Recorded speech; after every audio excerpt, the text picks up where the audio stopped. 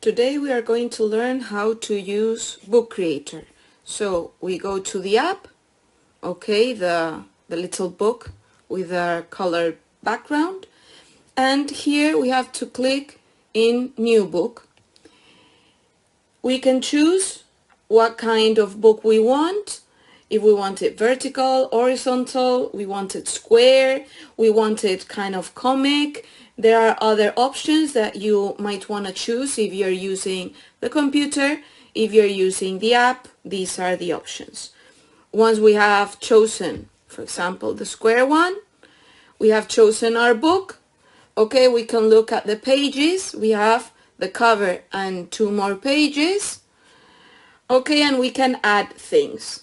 If we click in the plus button, we can click on the photos and it will get the photos that we have in our iPad.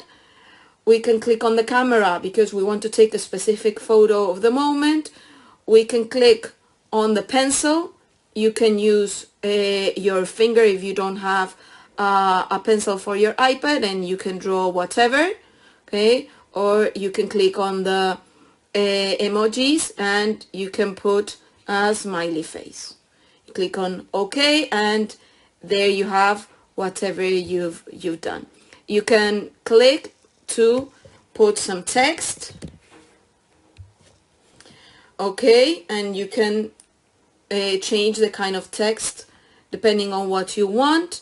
You can click and put some sound to your book. You can choose some shapes. Okay, maybe you want one of these with some text on it. So there we have. You can also click on different things that you have in your iPad and you want to upload it. So like a PDF or maybe an image that you made in Canva, for example. If you click on map, it will show you Google Maps where you can choose, or you can click on website and you can put the link to a website.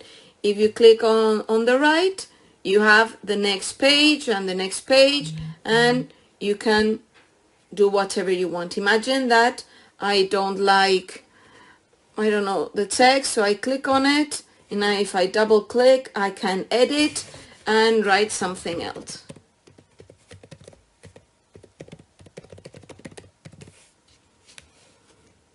Okay, so this is how we use Bookcreator. Depending on the project, you will have to take in account where you want the text, where you want the images, and be careful with the images, because remember, images have copyright.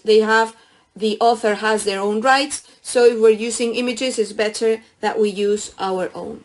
Once we have finished with our book, okay, we go to the main space where we have all our books.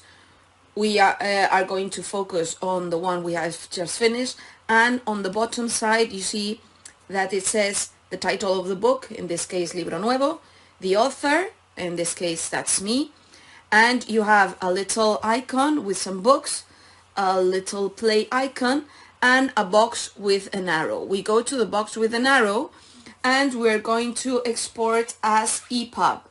Why? Because we need to use this one so that when we are going to put it in the drive, I as a teacher can get all of your EPUBs and join them together to make one unique newspaper.